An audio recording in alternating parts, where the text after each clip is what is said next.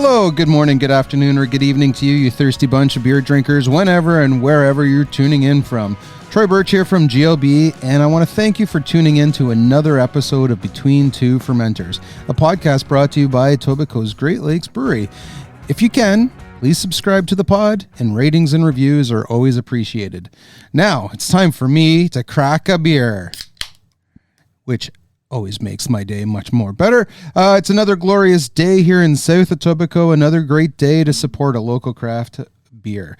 Do we ever have a great show lined up for you today? I'm welcoming my good friend and partner in crime in government lobbying onto the show for the first time today, Natasha Fritzley from Cowbell Brewery in Blyth, Ontario. Natasha has been with Cowbell since its very early days, even before the brewery opened its doors in August 2017. Over the years, she has worn many hats, from Director of Business Development to Vice President of Operations, and most recently, Executive Vice President, before stepping into her current role, which is brand new, as President. We'll explore this journey and hear about the pivotal moments along the way. We'll also dive into Blyth Brewing Company, operating and known as Cowbell itself. We'll talk about the massive facility, its evolution since its founding by the Sparling family, and the bold vision behind creating such a massive brewery in the middle of nowhere. Of course, we can't talk about Cowbell without getting into the beer. Natasha will walk us through the lineup, the beers, the ciders, and the ready-to-drink offerings. And since Natasha is deeply involved in shaping Ontario's craft beverage industry, we'll also discuss her work with the Ontario Craft Ready-to-Drink Coalition, her role on the OCB Board of Directors, and the key issues impacting the industry today. She continuously works hard on behalf of small breweries to push for positive change in taxation, pricing, distribution, red tape reduction, and so much more. And finally, we'll round things out with a conversation about leadership, how Natasha's journey through various roles at Cowbell has shaped her approach, why understanding a company from the ground up is critical, and her advice for aspiring beer leaders. Now, it's time to dive in. Go grab yourself a fresh GLB, sit back, and enjoy the show. We'll be right back with Natasha from Cowbell Brewery.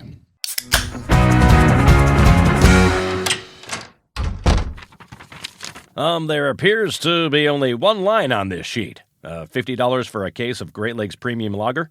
That's it? That's the ad? Okay. Cases of Great Lakes Premium Lager are only $50 every day of the year. Hello, Natasha, and welcome to Between Two Fermenters.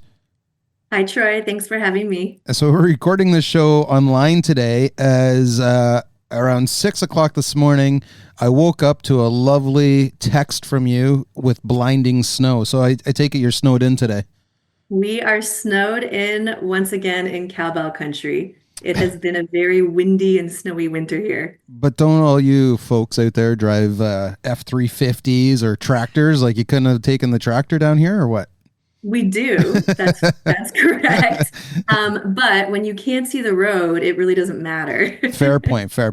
Well, I'm glad that we could still make this happen, as I always enjoy talking shop and business with you.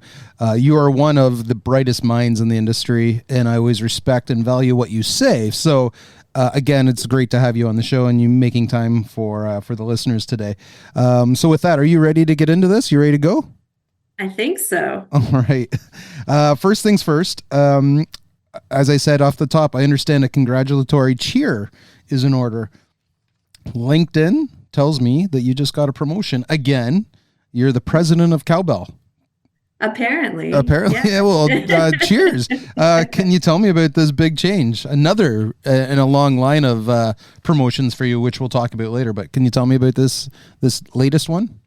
Sure, and thanks so much for your congrats. It actually happened back in December, but there was some early change management I wanted to get under my belt. Okay. So I'm just now starting to share it publicly.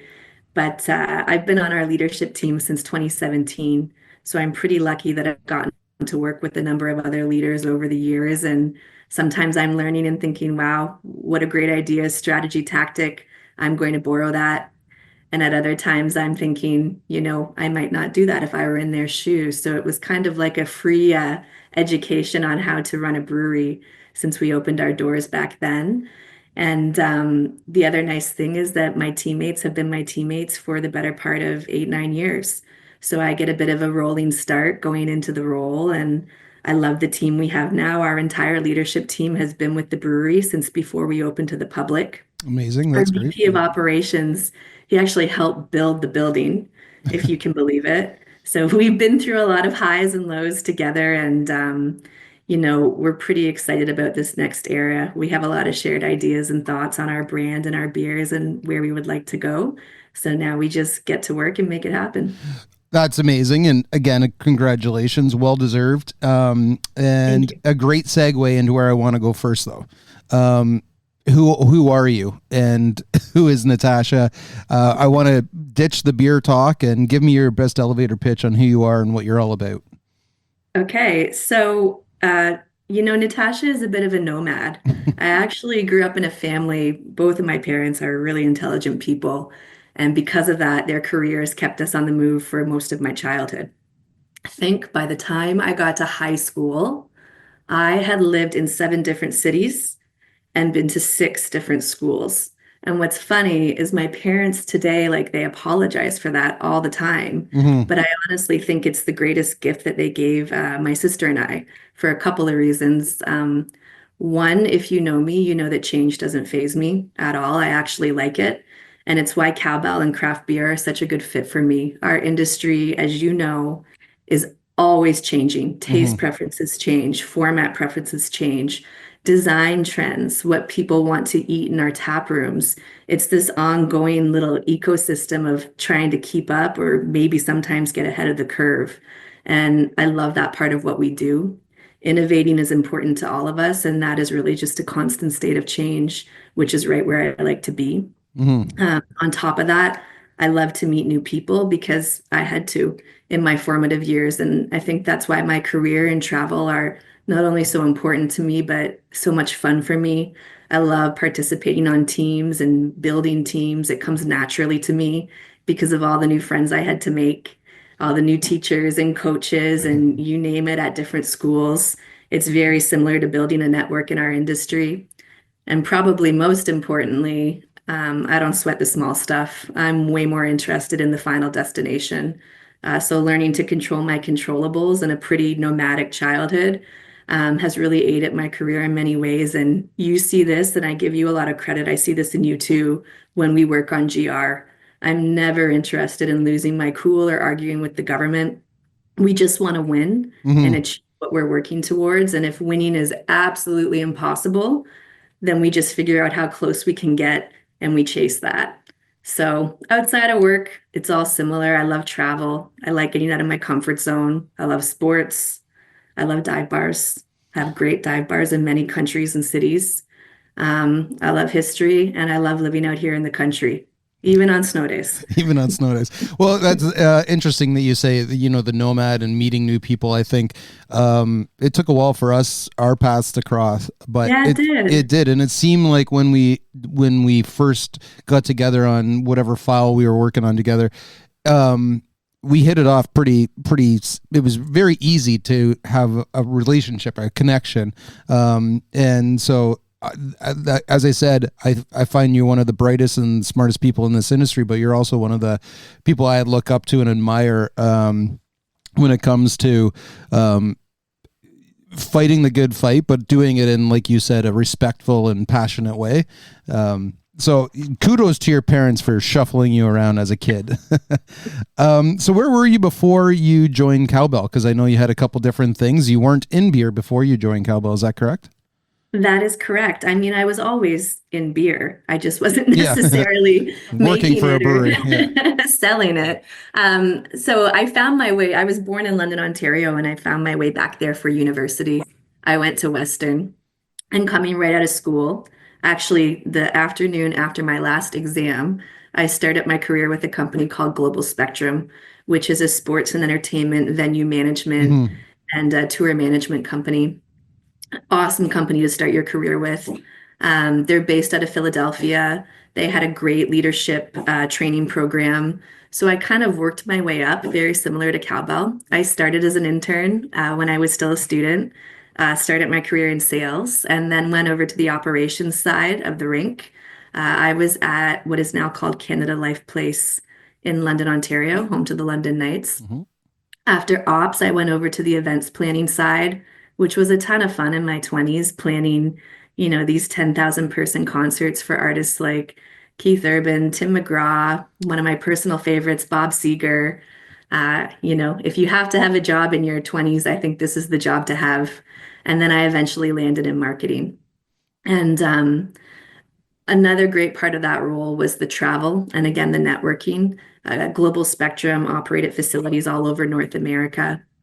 I spent a lot of time in Philadelphia, where their flagship arena, where the Philadelphia Flyers play, still is, and now where some of my best friends live.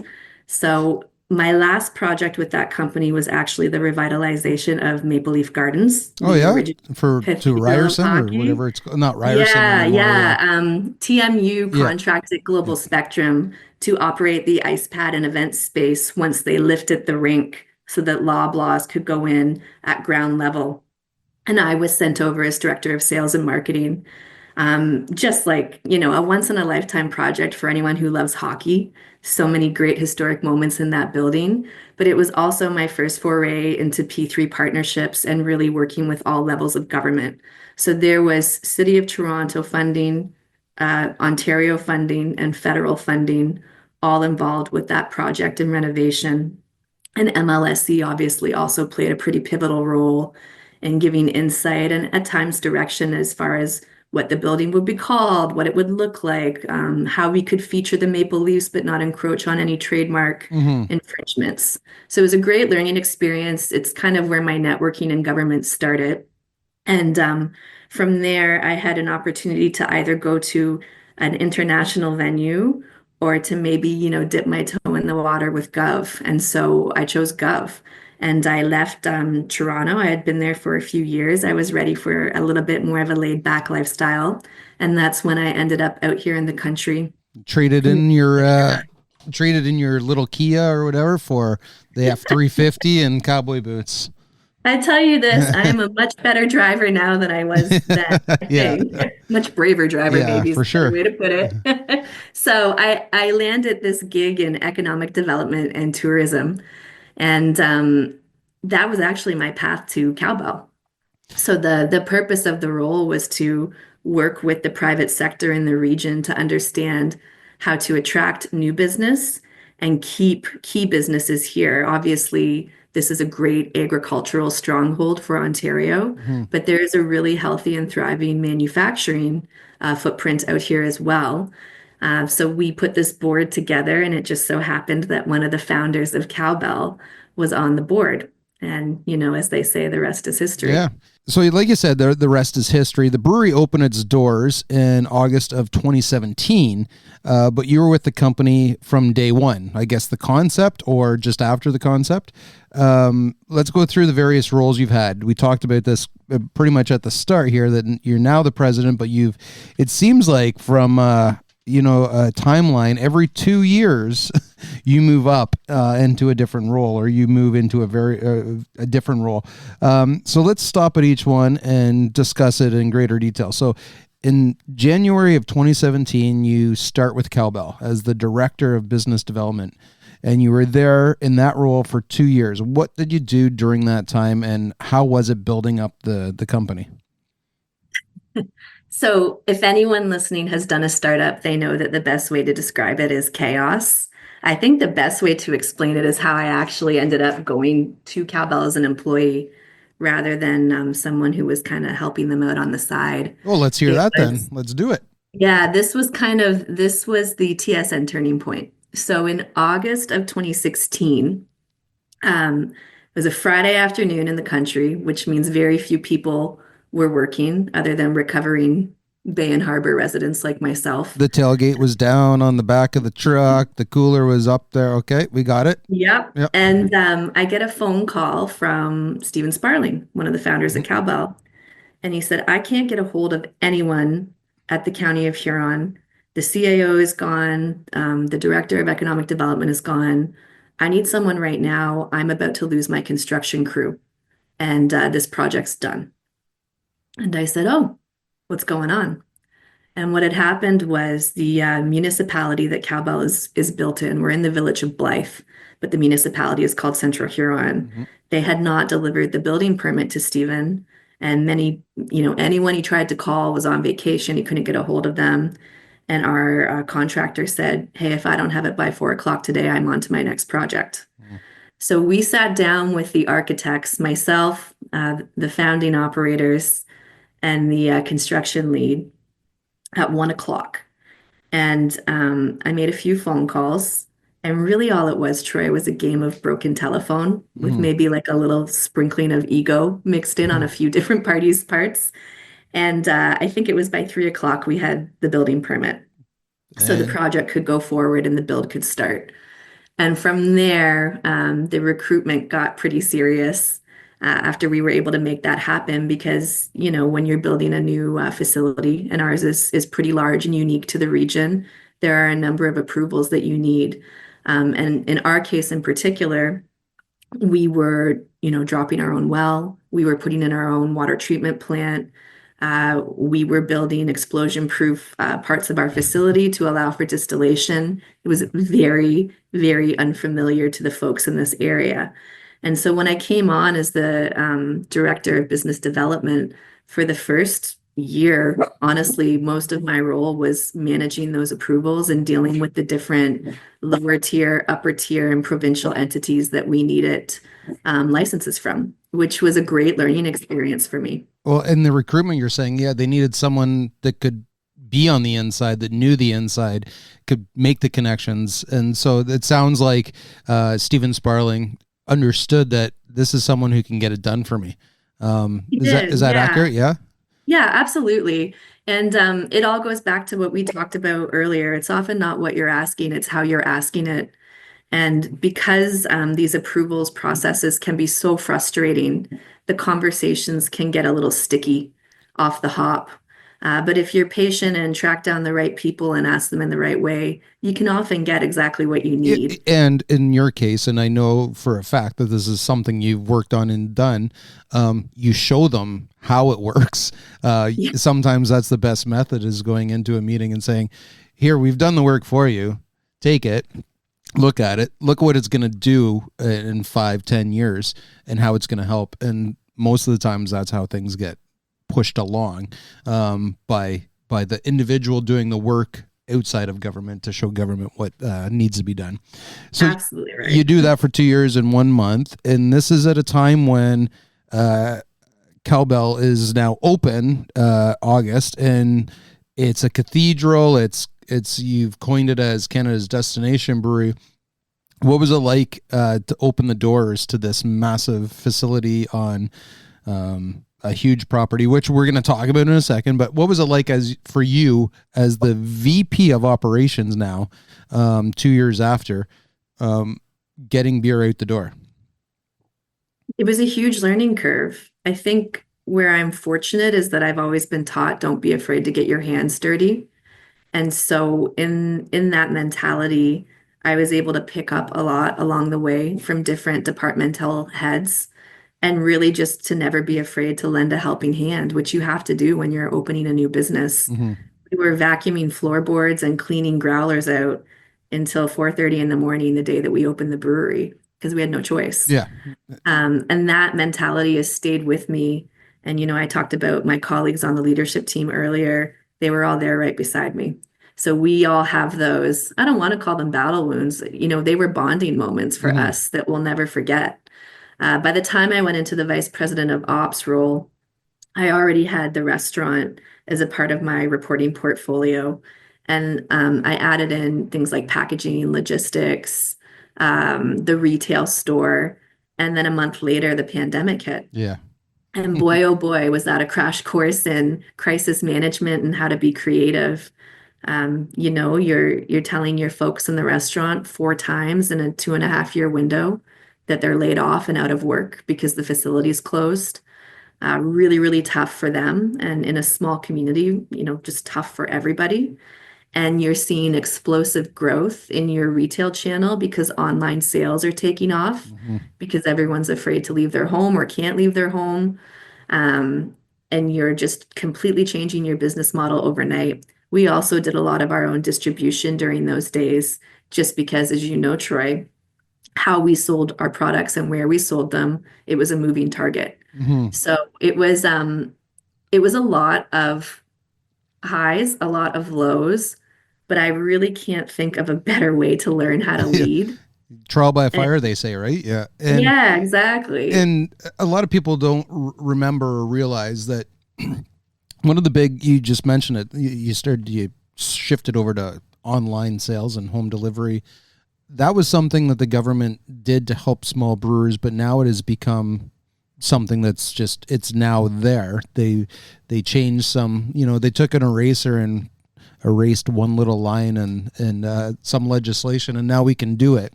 And you guys did it. You benefited from it. Are you still doing home delivery? We do. We do it in the Yeah, region yeah, here. yeah. We refer to it as our home patch. We do free keg delivery in our home patch, and we still offer, an online business model. During the pandemic, we got really creative with it. To be honest with you, we're trying to keep as many of our people at work as we could. Yeah, yeah, We just wanted roles for, like, we have such great people that we get to work with out here. You find something. And so we were offering all sorts of formats and pack types that we could ship out. We've dialed that back significantly since, because, now we're all back working with our yeah. retail partners, which is fabulous. But yeah, we spent a lot of time and a lot of capital investing in an online sales model, transitioning our POS over to Mhm. Shopify, upgrading the website. I think we talked Here to we you are. guys at Great Lakes and Cowbell, actually. We were one of the first breweries to get up a Shopify site up and running within 5 days of the pandemic. And I do recall talking with people from Cowbell. We were trying to share some best practices and tips on how to get that up and running, and just a nice collaborative way of working together to make sure that our industry and partners are surviving. But it's crazy. It's 5 years in or in a month and a half that COVID hit Ontario. Is that not Yeah. crazy to think about it? Like we still talk about it as if it was yesterday, because it was, like you said earlier, battle scars, like battle Yeah. wounds, and just the stress and the everyday was just crazy and moving pieces around.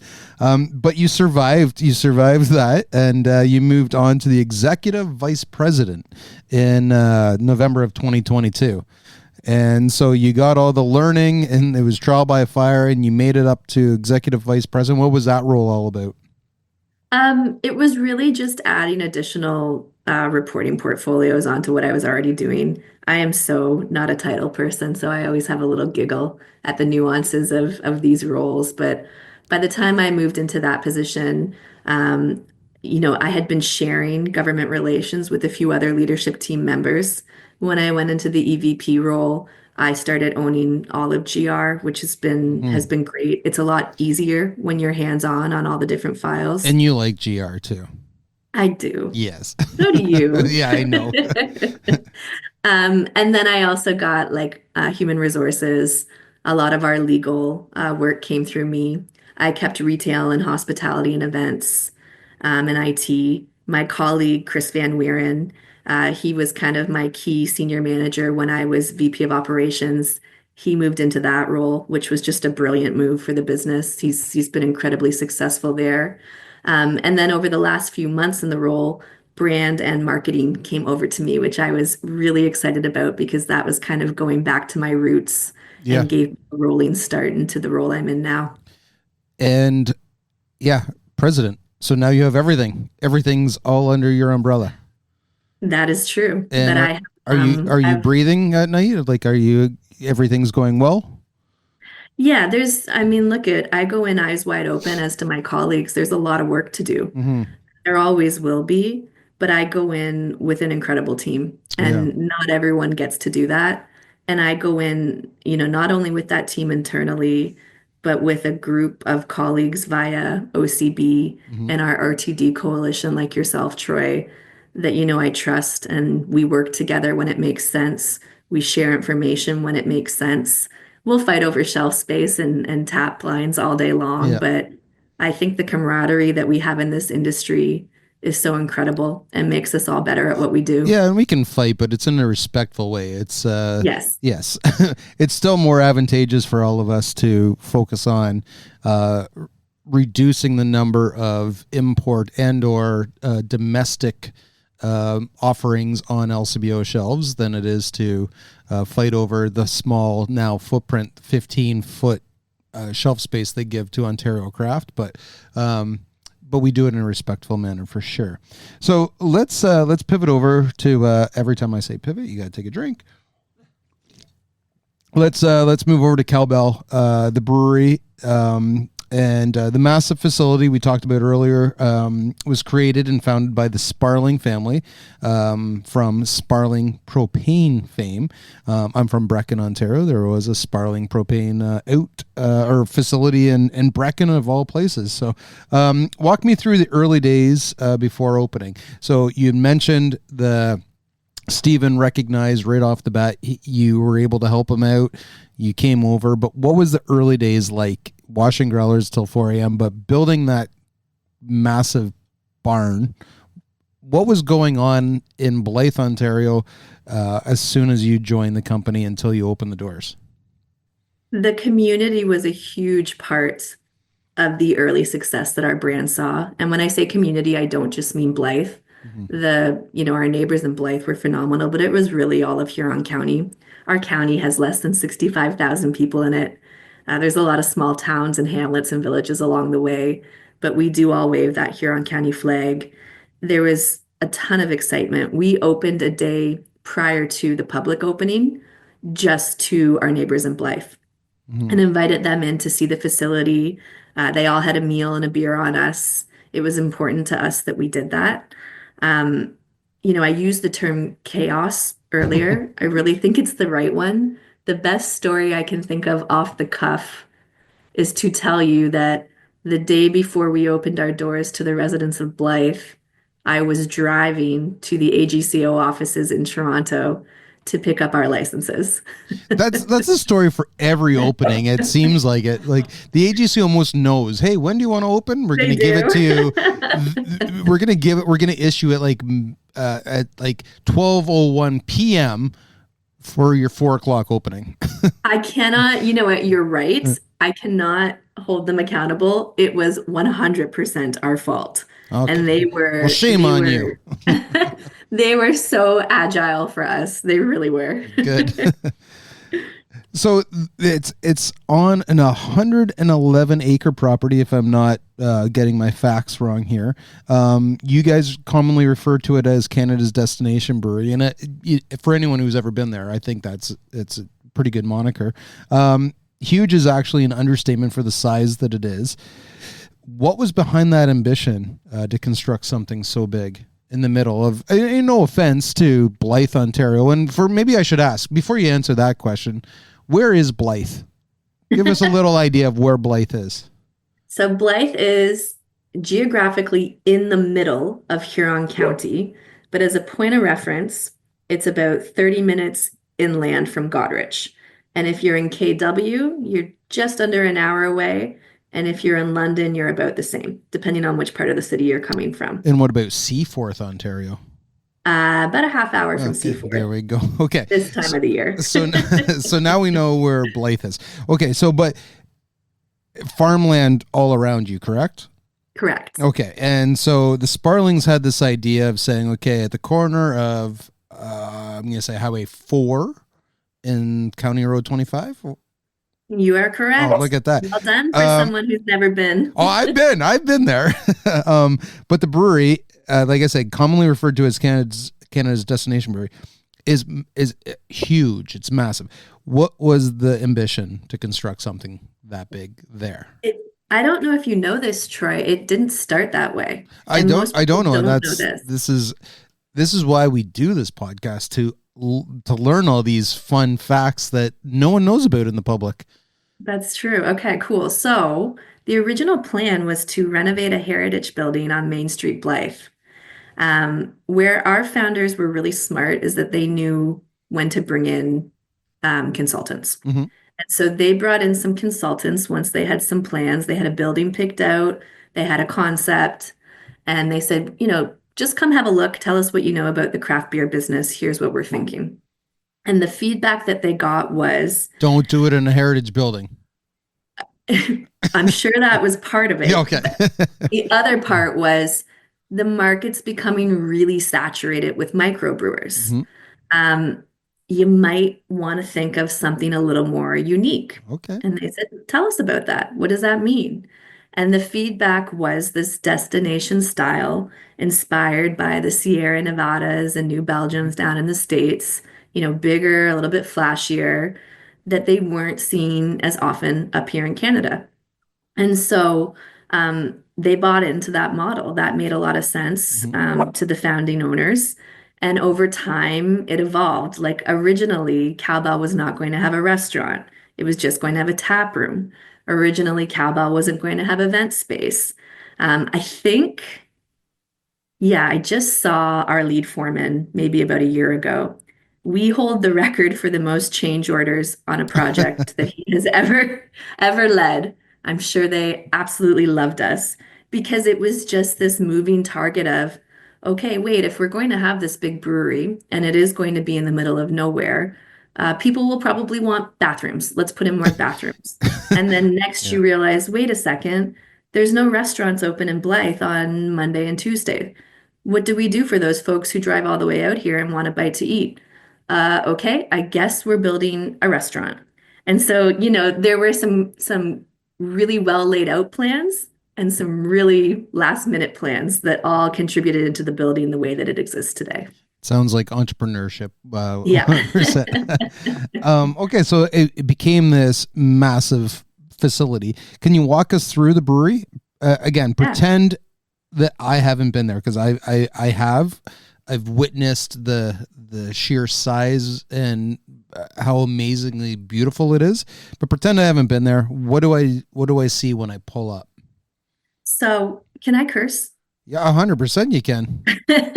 So, one of our owners refers to it as the holy fuck moment. Yep. Which is you're driving on 4, you're driving on 25. It's really hard to capture the scale of the building in a photo. Hold on, you have to pass a combine before you get to the car. Okay. You're driving very slowly behind a tractor. Yeah. And what we find when people finally do get to the building for the first time is it's a lot bigger and grander than they expected, even though they were expecting it to be big. So we now refer to that as the holy fuck moment. So that's your first part of the visit.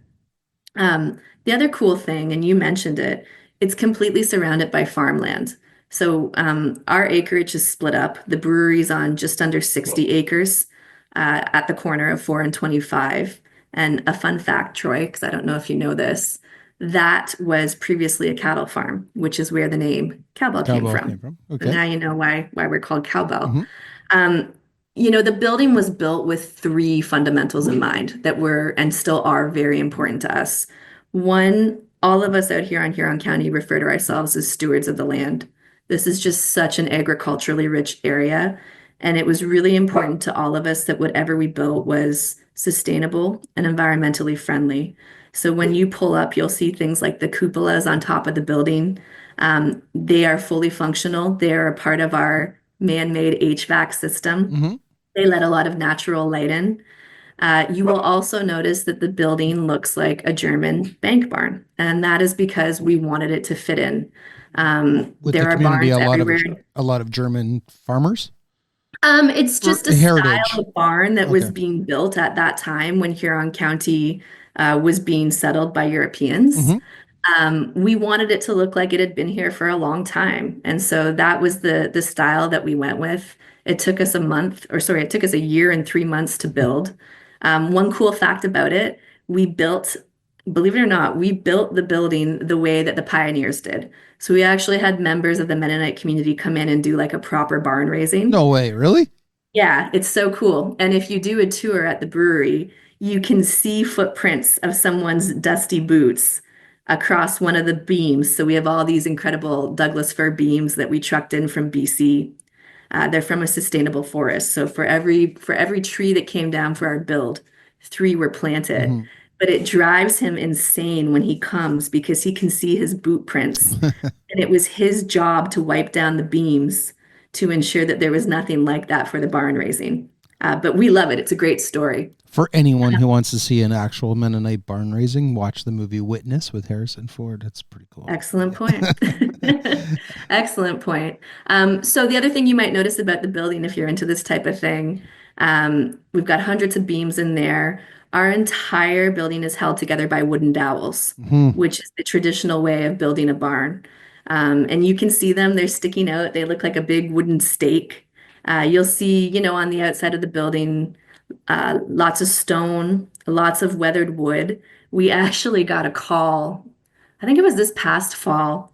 A really nice person reached out and said, I noticed that your wood on the outside of the building needs restained. It's changed color since you opened.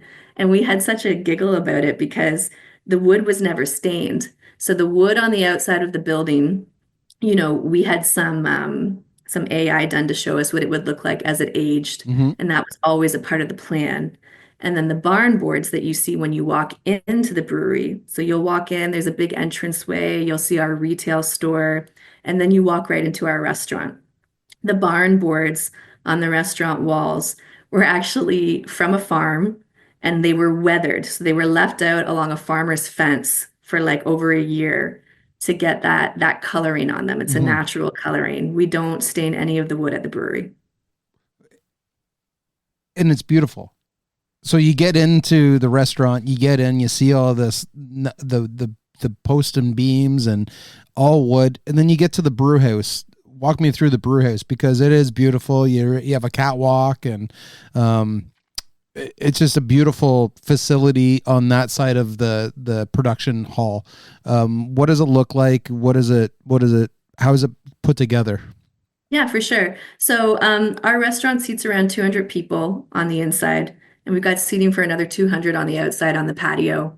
And our bar, which is to your right once you get into the building, has 30 draft lines available, which is awesome. It lets the brewers showcase their fun 20-liter innovation brews.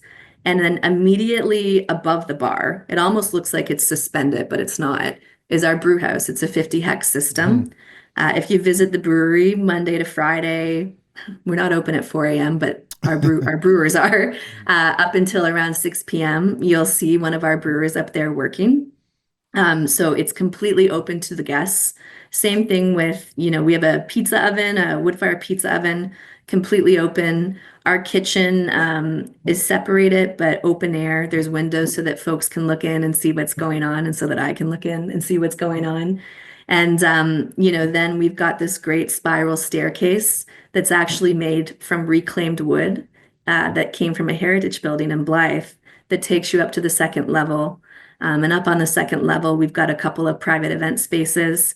And then, of course, we've got the catwalk that actually is suspended over the cellar. So that's where our packaging line, our fermentation tanks, and our lab folks are all working. And so if you come visit, you're able to get out there and have a look at what they're doing, 5 days a week, sometimes 6 days a week. Yeah, we record this podcast in Mike Boone's his studio here, Toronto mic'd, and he's nodding his head. He really wants to get out to Cowbell. I can tell he wants to go visit. So well, if you're at the Pinery, you're only if you're going to the Pinery to camp, then you got to get over there.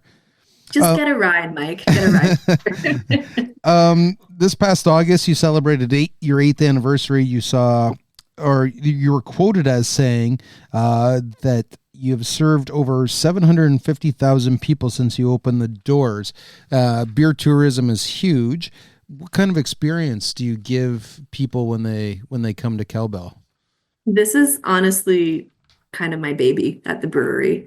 Like, we've had a number of different menus and formats over the years. And one thing I have found with different people in the leadership role at the brewery is everyone wants to put their own personal touch on the restaurant in particular. But we have really settled in now with a comfort food menu. Fried chicken, great burgers, the wood fire pizzas. What's really cool about where we are is there's incredible meat producers. We can get fresh produce, in the summer months, and we try to feature that as much as we can. The main dining hall has a gorgeous fireplace and all those photos of the vaulted cathedral ceilings. That's what you see when you're in our dining hall. Hmm. And really, we strive for like perfection. Like if someone is willing to drive to Blyth just to come have a beer and a meal with us, we want it to be as perfect as possible. Restaurants are ran by humans. Humans are never perfect, but we sure try our best.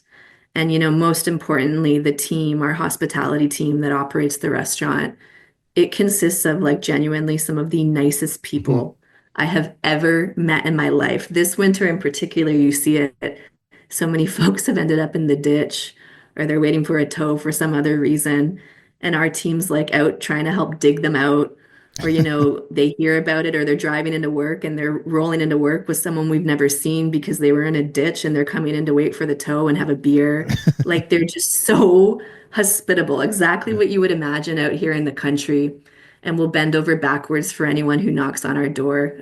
We're so fortunate for the people that run our restaurant. Nice. Now the Sparlings are no longer the owners, correct? Or are they still Yes and involved? Yes, yes and no. They're no yes longer and no. involved in the day to day. Not quite. So since we opened in 2017, we have had an ownership group of 6 people. That group is now consists of 5 people. One of the Sparlings has retired, but so that's Stephen. He is Hmm. no longer involved with the business. But Stephen's brother David has been a member of our team since we opened, and he is still a member of the ownership group. The Okay. only change we've had since 2017 is Stephen's retirement.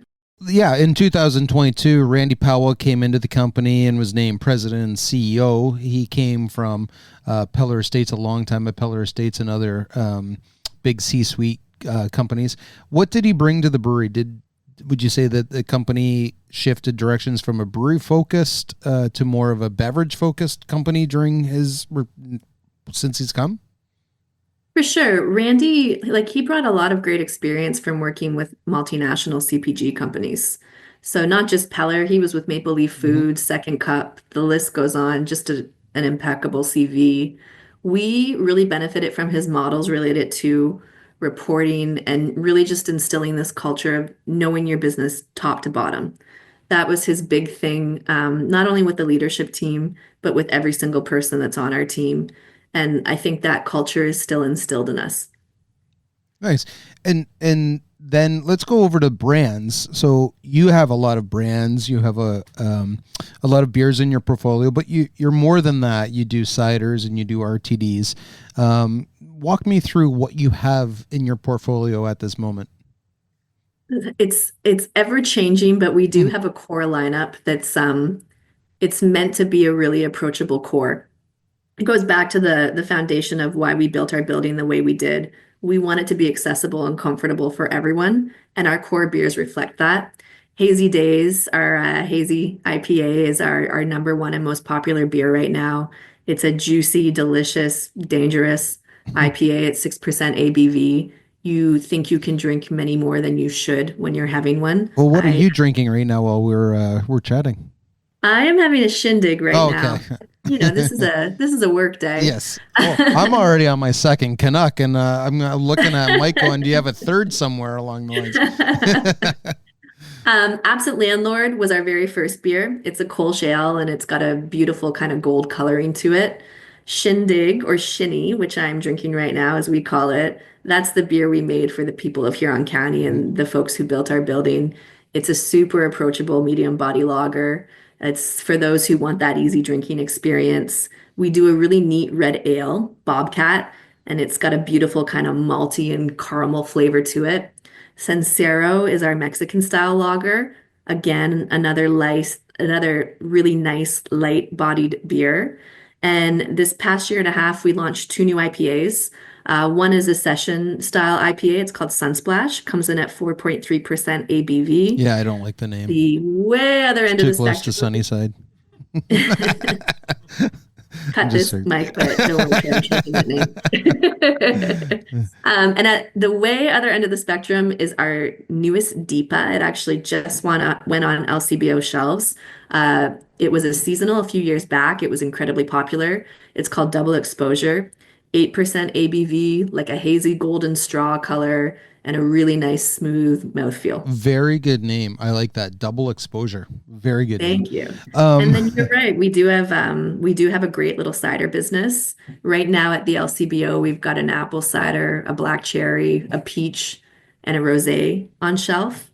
And we've got some pretty cool innovative ciders that the team are working on right now. And then in the spring, our RTD brand, which is called Hijinks, is headed back to LCBO shelves. So we had a raspberry lemonade seltzer that was at the LCBO a couple of years ago that will be coming back that we're pretty excited about.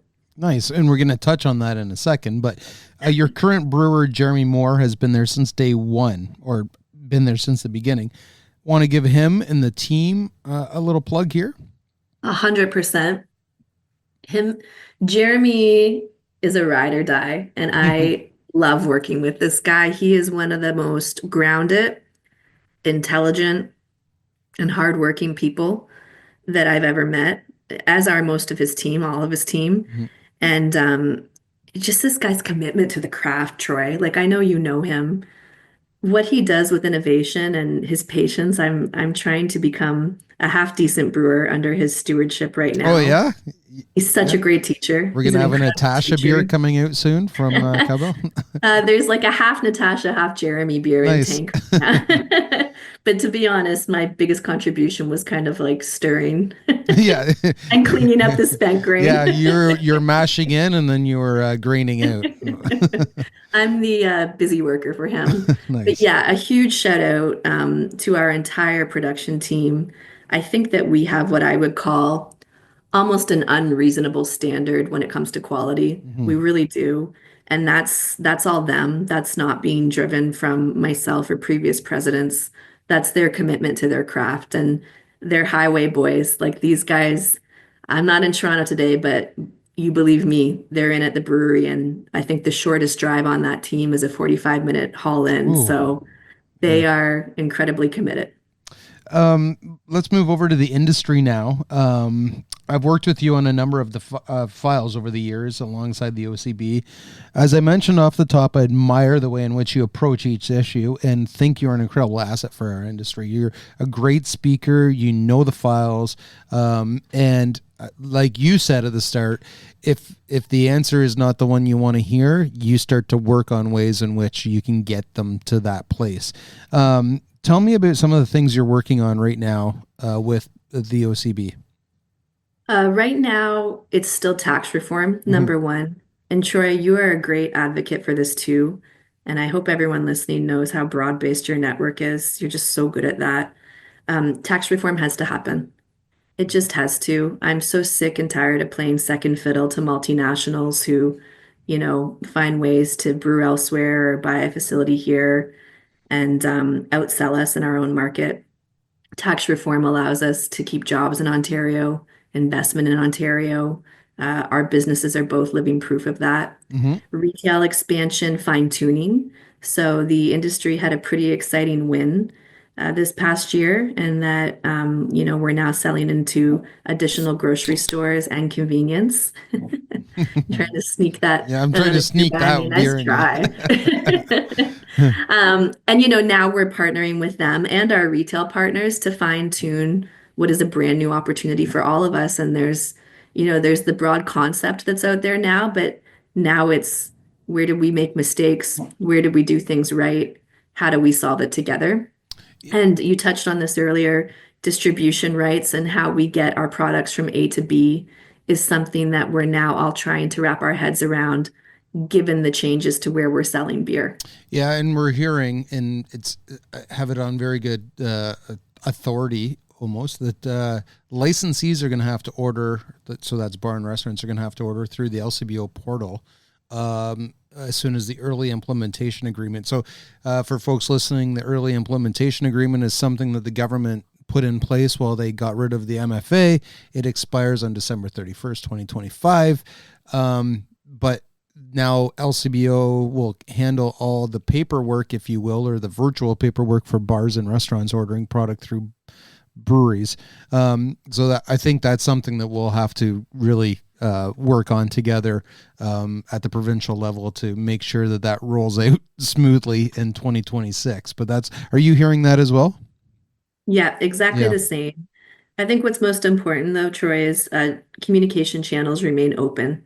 And there is a lot of back and forth and interplay between government, ourselves, and our retail partners, Mhm. which makes me feel positive that we will find a solution that's maybe not perfect for everyone, but that's reasonable. Yeah, yeah. And so that's on the OCB side, and we're doing the Save Our Local Craft Beer campaign, or Save Local Craft Beer campaign. It's still ongoing. We talk about it on this show all the time. But you're also the chair of the Ontario Craft Ready to Drink Coalition. Consumers will not know about this group at all. People know about the OCB, but what is this coalition all about, and what are you working towards? Yeah, thank you so much for bringing this up. So, the Ontario Craft RTD Coalition is a group of Ontario-owned small distillers, some of whom also produce beer and cider, like ourselves here at Mm-hmm. Cowbell, that are advocating to government for reform on ready-to-drink products like canned seltzer, cocktails, etc. Reform feels like a weird word to use because this is actually a case where this trend came about and no one was ready for it, government included. So right now, any canned ready-to-drink products are taxed in the same format that large format liquor is. And because of that, the margins are really, really challenging. They're incredibly slim, and it makes it a really Sorry, tough. Natasha, to cut you off. That's an understatement. Incredibly slim is an understatement. Nil, non-existent. The margins Yeah, are there you go. non-existent. Why bother? Yes. Yes. Yeah. So that's a great point, Troy. The margins in RTD for Ontario small producers are nothing. Yeah. By the time that you want to invest in brand development and design and marketing, by the time you do that, you're probably losing money on them. Yes.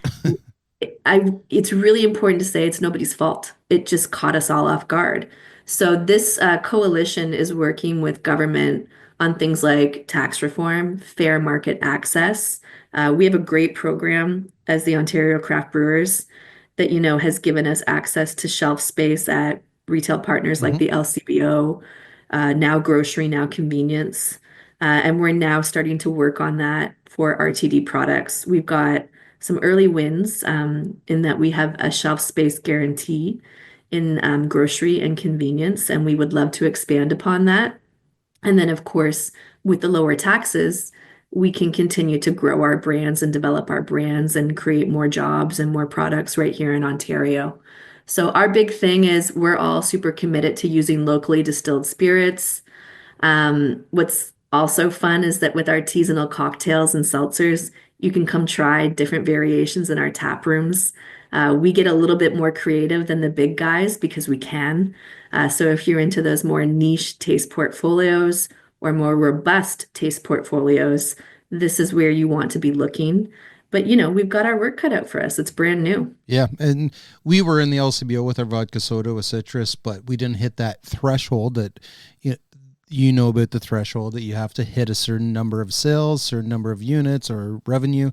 And we decided to focus just, you know what? Okay, we're not even going to go back to the LCBO. We're just going to, and it continues to be a huge selling, or a huge selling brand for us, both at the brew pub and at the retail store. But let's move over again. We're going back and forth here. Let's go back to the OCB. You're a board of director with the OCB, and you do a lot on the GR side. We've already discussed that, but let's talk about this for a bit. What's it like being on the board? I ask every board member this all the time. What's the biggest misconception about the OCB that you would say is out there? I truly think it's that it only placates to the larger brewers. And I that's the really answer do everyone that. says too. So Yeah. that's the right answer. Okay. Yeah.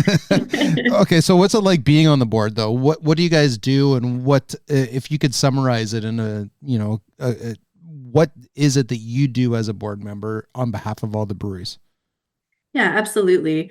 Right now, because the channels are so great with the provincial government, we answer a lot of questions for them. So as we work towards tax reform, retail access, retail licenses, different different opportunities that would help all size breweries grow and survive or succeed, depending on how you want to classify it. We try to look for solutions that either address everyone's needs or the vast majority of our membership. Sometimes it's not possible, and sometimes what's best for group A is not what is best for group B. Mhm. And those are the discussions that we have at the board. How do we approach this? Is there a tiered approach that we can pitch to the government? We have, can I do like a shout out? No free shout Yeah, out on this. 100%. Go ahead. We have a lobbying partner called Policy Concepts that they're incredible. They have completely They changed are the game for incredible. us. Yes. They've changed everything, Troy, and I know you know this too. Um, we have a relationship with the province, and I think it will continue regardless of party leader. It doesn't matter when you work with these folks at Policy Concepts, where we are asking questions and they come back with answers and vice versa. And as board members, we have to consistently wear the cap of what is best for the industry. Mhm. And it's hard sometimes, it can be a challenge, and what's best for the industry can be in direct contradiction to your own business model, but that's not why you're on that board. And what's great about our board is we all have really healthy relationships and that we can call each other on that when we need to. And then we just start to piece apart, the question and the solution until we get to a point that we can all live with. So as advocates, we're incredibly impactful. The scale of investment that you see from larger brewers helps prioritize and highlight some of the issues that the microbrewers might not see come to light if they weren't partnered up with us. And from a larger brewer perspective, there is phenomenal innovation and community and taproom experiences at the microbrewer level that we have a hard time duplicating Yes. that are Yeah. so important to the growth of our Well, industry. that's a good point because a lot of times no one talks about the other side. They always talk about, okay, we could be a bigger brewer and whatever we do benefits the smallest brewer. But I like your point to say the bigger breweries could learn from the smaller breweries as well to on how to operate a tap room more efficiently, or the tourism aspect that to me is still a huge driving force with government. Is some of the bigger breweries don't benefit from tourism as much because they don't have the facilities set up that way, but the smallest of the small breweries have huge tourism, like Third Moons of the world. They're getting people coming from all over Canada. They're coming to Milton to visit this brewery to have a slushy, which I don't like, but whatever. It's but you get people coming to Cowbell in the middle of Blyth, Ontario, to visit this barn, this cathedral, the Canada's destination brewery. So I do like that you mentioned that we have a lot to learn from the smallest of the small breweries because we all started small as well. So we can't forget that. I want to shift gears again, and this is going to be the last little segment before we get into the rapid fire questions with you because I'm interested to what you have to say about with the rapid fire questions. But I want to talk about leadership. It's something that's immensely important in this industry. And you have just continued to climb the ladder, that everyone talks about the corporate ladder or whatever, but you have climbed the ladder at Cowbell, and it's deserved. And I want to talk about that a little bit so listeners can understand a little bit more on the leadership side in the beer industry, not just in any business. So we talked about you started as the business development director of business development in 2017, and you're now the president. Can you describe what your leadership style is and why it works so well at Cowbell? Yes. So two things that have worked for me. One, I'm a huge proponent of servant style leadership. I just think, especially in our industry, you'll get this, Troy, and I know Peter gets it too. You have to be willing to get your hands dirty and get down in the trenches with folks. So, if I'm out of a meeting and walking by and I'm seeing my team shift tables and chairs around for an event that night, you better believe I'm going to help them Mm-hmm. out. And everyone at our brewery is the same way. And I think honestly, most breweries are the same way. Just pitch in and help out. And there's no job too little and no job too big. And everything in between is important too. I'm also a huge proponent of transparent and collaborative leadership. I don't mind taking a week or two longer to make a decision so that I can involve everyone who not even necessarily needs to be involved, but just needs to understand. And I think that that also helps drive great relationships between your other department heads and teammates. If someone has only ever worked in sales and they don't understand what goes on in production, Mm-hmm. they're going to ask for things that make absolutely no sense to the brewing team. And then the brewing team is going to get frustrated. How could they ask such a silly question? Well, they just don't know. Mm-hmm. So I'm huge on, setting up team members to work with one another for the day. It's why I'm huge on doing different roles myself so that I can shed light on things. And if I feel like I don't fully understand a role, for example, brewing, you'd better believe I'm going to learn how to do it Yeah. because it just helps you make a better, more well-rounded decision, number one.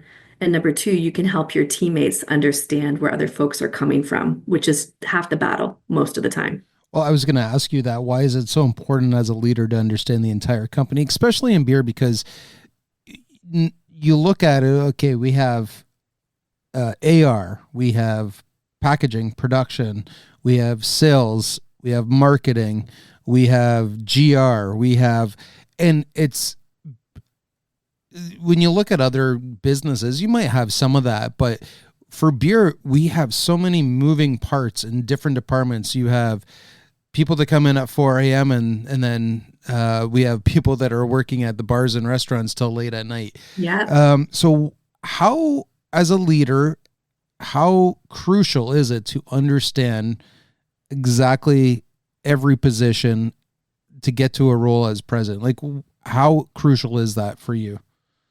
For me personally, it's critical. Number one, I'm young to be in this role. Like I'm still in my 30s. And Show off. I Bragger. barely, Yeah. hey, barely. But I thought you were in your wait, 20s, just an FYI. But I just pretend I am. yeah. But that comes with a little bit of baggage. And so does being a female in this industry.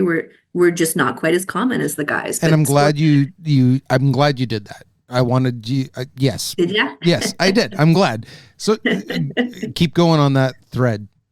So two things. I'm young to be in my role, and I am a woman, which is totally fine because honestly, Troy, that's been my entire career. Mm-hmm. But it comes with a set of questions. And for me, at no fault of anybody's but my own, I wake up every day with a little bit of something to prove.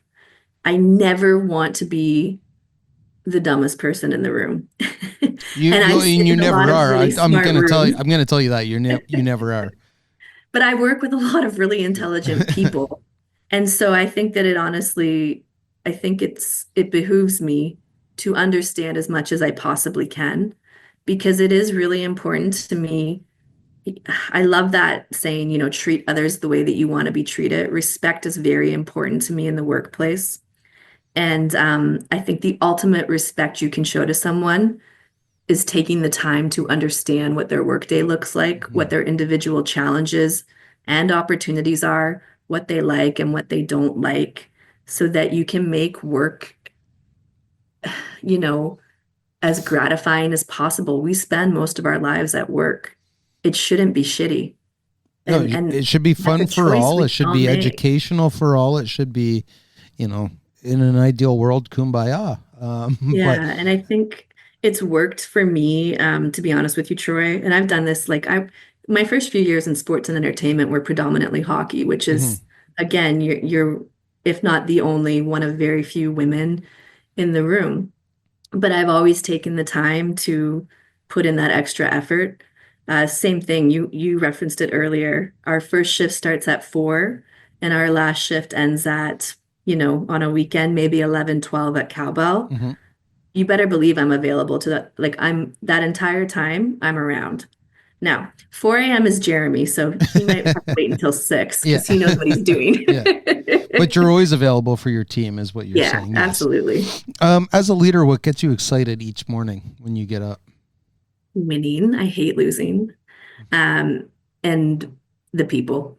Like again, I I'm sure you feel the same because I know a few folks on your team. Craft beer is unique in that we have amazing people in this industry.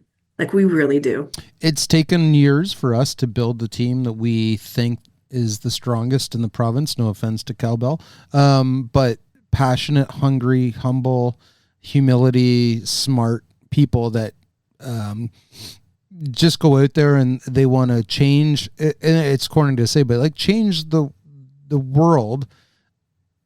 In the craft world, I should say. But they believe in the product. They believe in the systems and the process. And but we do. This industry breeds a lot of amazing people. And you can talk to any company, Steam Whistle, Flying Monkeys, Muskoka, Short Finger. They employ people who are passionate and love the industry and love the product that they're selling. So based on that answer, any tips for those listening to the show? Because one of the questions I get a lot, I do, and over the years, it seems to be becoming more and more. People want to know what they can do or what they should do to get into this industry. So as a leader, what do you recommend to folks who would ask you that question? So as far as access goes, OCB events and the conference are a great networking opportunity for anyone looking to make an inroads to craft beer in Ontario. Once you're in, because I don't know, Troy, do you agree? Like it's not that hard to get in. A lot of us yeah. I think the biggest thing right now in this industry is if you want to get in, you have to start where you might not want to start. 100%. And that's what I was kind of trying to reference with you. You started in a you were already built up. You're in the director of business development, but you continuously grow because you're hungry. You want to win. You want to keep growing. You want your team to do better. You want your product to do better. Sometimes you see people coming in for the wrong reasons. They want to work in the beer industry because they think it is sexy and they think it is, it's not. But they might have to take a haircut. They might have to go, I'm going to start in your retail store. I'm going to start. And then, there's a position opening up for sales. I am going to put myself forward for that. And I think that always to me is that's the answer I say is you might have to start where you don't want to, but learn the industry from the ground up, which I feel you have done. You are bang on. I will tell you, I took a pay cut and lost a pension to come to Cowbell. So did I. I was working for the OPP and I went into beer. Yeah. Stupid me. I could be retired soon, but I wouldn't. Nick Pashley, I reference him a lot. He's an author. He's a Toronto beer guy, old bloke. And he always said, if I didn't fall in love with craft beer, I'd be driving a Lamborghini. But now I drive a K car and I'm as happy as hell. So I'll always reference that. Okay, so we're going to hear an ad from Bossa Nova, our friends in Toronto here, and then we're going to come back to some rapid fire questions. Hang tight. At Bossa Nova, we have more than 400 products you won't find at the LCBO. Our craft beer comes from local faves and legendary producers like Driefonteinen, Bruton, and Hitachino. Our wines are the ones sommeliers bring into better restaurants, rarely available to take home. We have Basque cider, Normandy cider, Italian, Californian, as well as the finest from Ontario. Next door, relax and enjoy our outstanding selection in the newly opened Bar Bossa Nova. Bossa Nova in Roncesvalles Village. We've got a lot of stuff you're gonna love. We're back with Natasha for some rapid fire questions. My favorite part of the show. I always fuck it up. And let's see if we can get through this one quickly. What beer have you been enjoying recently other than Cowbell or Great Lakes? Oh, shoot, I was going to say it's innovation season, so I'm getting spoiled by Jeremy right now. Oh, you can. Okay, go with the Cowbell. Okay, there's no point to dry January. It happens every year. I don't even try anymore. But I got to try a blackberry vanilla sour at the end of the year, and we drained that 20-liter very quickly. And then I just tried last week a raspberry vanilla pudding stout. A raspberry vanilla pudding stout. Okay. Yeah. All right. So yeah, we deemed Dry January as what? Support your local craft brewery in Ontario month. I think that's what we last episode did. Name your celebrity doppelganger. I wish I looked like a celebrity. I don't, but I would vibe with Chelsea Handler and Nikki Glazer. That's like Nikki Glazer is my favorite. She has She been cracks me before up. she did that big show. I think Mike Boone has one for you. Drew Barrymore. Okay. Okay. Name a person or brewery in this industry that has or continues to inspire you.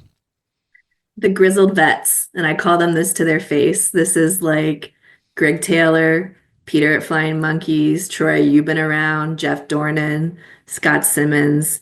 These guys have fought our fight and beat our drum for a really long time. And they've been doing it since I was hanging out at Richmond Row when I was at Western. And their passion is just relentless. Like, I find it so inspiring to sit in a room and listen to them talk, not only about kind of the last time that we went through major reform, but the battle wounds from that and what they've learned and how we can apply it to what we're going through right now. I think it's amazing. I think we should all do a big collab beer again one day and call it the Grizzled Veterans. We totally should. Best time and place for a beer. Football Sundays, hockey night in Canada, any airport in the world. Oh, now I'm going to throw in a new question. Any airport in the world, what are you choosing on tap? It depends. I would tell you the coldest beer, in my opinion, is at the Frankfurt airport in Germany. So it would be like a German Pils. Okay, perfect. My airport beer anywhere in the world, my first one is always a Heineken because I know it's been poured recently. Favorite brewery that you've ever toured? I struggled with this one. Dogfish Head Oh, beautiful. Amazing. was awesome. Have you But been? I just went to one a few years ago called Belhaven in Scotland that have been Okay, brewing yep. for around 300 years. Oh, just one called Belhaven. Yeah, it's an old It brewery. has such a homey feeling. It's a good vibe there. I don't know if anyone knows, but Belhaven, 300 years ago, I just went there. Cut that, Mike. I was going to say, have you been to Quills in Oromadonti area? Quills No. is the smaller version of Cowbell. It is beautiful. It's in farmland. They grow their own hops. They have a big outdoor area. The Cowbell folks and the Quills folks should collaborate on a beer and call it something like I don't have a name yet, but they're both beautiful breweries. They're both That's destination breweries. stunning. Yeah. Yeah, I must go. If you could only drink one beer for the rest of your life, what would it be? Shindig. Favorite place to grab a beer in Canada? This is a hard one too. Can I give two? Of course you can. There's no rules to this. Favorite bar in Toronto is the Imperial. It's an Oh, institution. the Imperial Pub. Yep, Yes, absolutely. you can grab Great Lakes there, and you can. Cowbell too. Oh, very good. There we go. Yeah. We should meet up there and have some free popcorn. We should do that. I also, though, have a very soft spot in my heart for the Inn of Old in Kitty Vitty in St. John's, Newfoundland, which Sure. is an experience in itself. And a shout out to Kitty Vitty Brewery and Justin Fong out that way.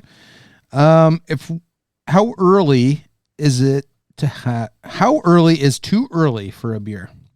According to my coworkers, never, because I am often accosted the second I walk through the door in the morning to have a sip of whatever they're concocting.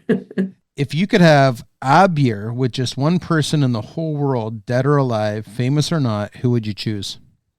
It's a toss-up for me between Anthony Bourdain and any of the major players from World War II, Churchill, Roosevelt, anything like that. That's a good. I've never heard that one before. Churchill would be an amazing person to have a beer Yeah, you'd have to have a cigar with him though, and with. He'd be. I don't know if he ever drank beer. He was more of a whiskey guy, I think, wasn't he? he was definitely, I think, a Scotch a drinker. Scotch drinker. Okay. Best hangover cure. Last question on the rapid fire. Pizza left out on the counter from the night before. Oh, gross. That's not good for your guts.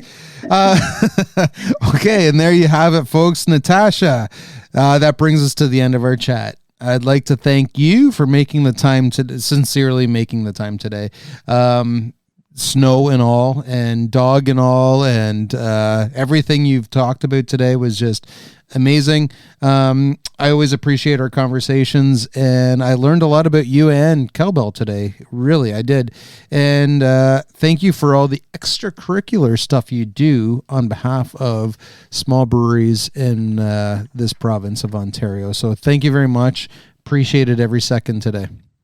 Thanks so much for having me, Troy. And I love what you're doing here. I think it's really important for our industry and for letting people know kind of what goes on behind the scenes. So I hope you keep doing it, and I hope it keeps growing. Thank you so much. I appreciate that. All right. Well, cheers to Cowbell and Natasha.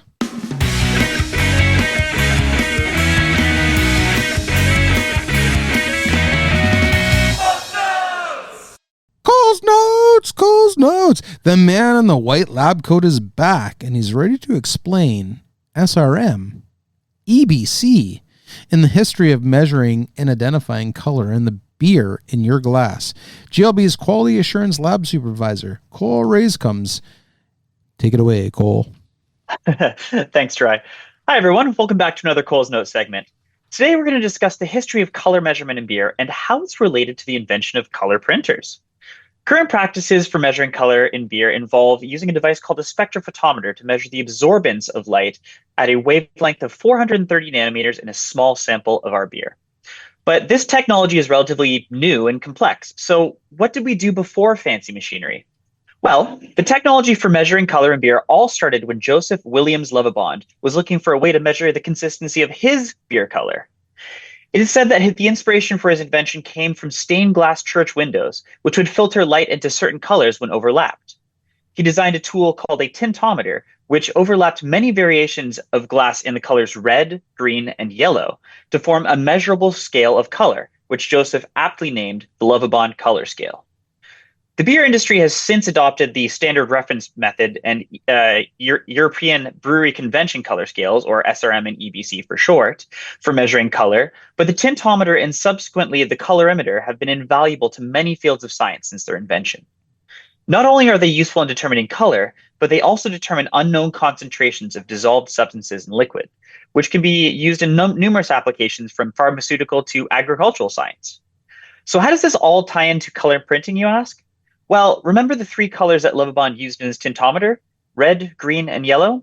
These colors have been developed and adapted over time to be the ink colors that we use in color printers: magenta, cyan, and yellow.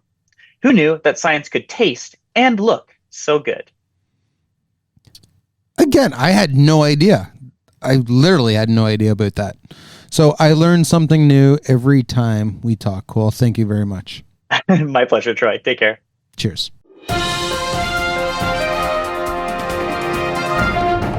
Around the industry.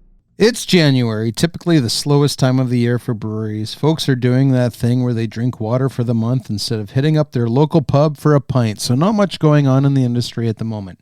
That said, Restaurants Canada, the national not-for-profit association that represents Canada's food industry, would like to see the federal GST-HST tax holiday made permanent. Kelly Higginson, president of Restaurants Canada, had this to say recently: "We are very pleased to see that these early signs of recovery consumer demand for our sector. This shows that removing sales tax on food is a measure that supports Canadians, businesses, and workers. We urge the federal government to make the GST and HST tax break on prepared food permanent." Now, the tax holiday started on December 4th and runs until February 5th, but with the government out of session, that probably is not going to happen. Anheuser-Busch InBev, the global brewing behemoth, acquired Rate Beer, a once upon a time very popular beer rating website, in 2016, much to the dismay of their users. Since that time, people that use the site have found other sites to migrate to, like Untapped, and after 25 years, AB InBev will be shutting down Rate Beer on February 1st. And fun fact, Great Lakes was named Brewery of Ontario, or Best Brewery in Ontario, in 2013, as determined by site raters. A big thanks to Joe Tucker, the fellow who created the site and ran it for so many years, through thick and thin. To read more about it, Don the Supreme Dawn, has a great article about it over at Forbes.com. And over at Queen's Park, Premier Ford has told the LCBO to clear U.S. booze from shelves if the newly sworn-in U.S. President Trump imposes the tariffs that he's been threatening for weeks now. The Premier was quoted, and I quote, "I've sent a direction to the LCBO that if these tariffs come to clear off every bit of U.S. alcohol off the shelves. Let's start promoting more Ontario-made wines and the vodkas and the spirits. That's what we need to do." Now, end of quote. Now, I'm not one to tell you what to do. And if you're listening to this show, you already most likely do. But supporting local should always be at the message, full stop. It shouldn't take the threats of tariffs to have a premier make a supportive statement for local producers. And finally, over at the GLB Brew Pub, the team is getting set for another Brewers Table beer dinner.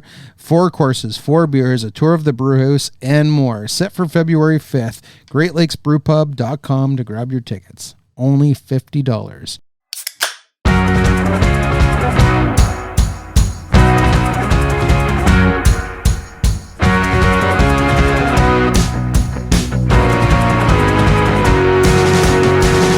And that's it. That's all, folks. Episode 27 with Natasha Fritzley. More Cowbell has moved from the mash tun to the fermenters. Today's episode was fueled by cans of Canuck Pale Ale, a beer you know and love, I hope, and available all across Ontario at the LCBO, grocery and convenience stores, and at select beer store locations. You can visit the brewery at 30 Queen Elizabeth Boulevard in Etobicoke or grab some delicious eats and fresh pours at a brew pub at 11 Lower Jarvis Street in Toronto. If you have any content you'd love to hear us discuss on the show, guest ideas, or just want to tell us what you're drinking, drop us a line at podcast@greatlakesbeer.com. Until next time, please remember to keep tipping your glass of fresh GLB in the right direction. Supporting local never tasted so good. To learn more about what's happening at Great Lakes Brewery, visit greatlakesbeer.com and subscribe to our weekly newsletter or follow Great Lakes Beer on your favorite social media platforms.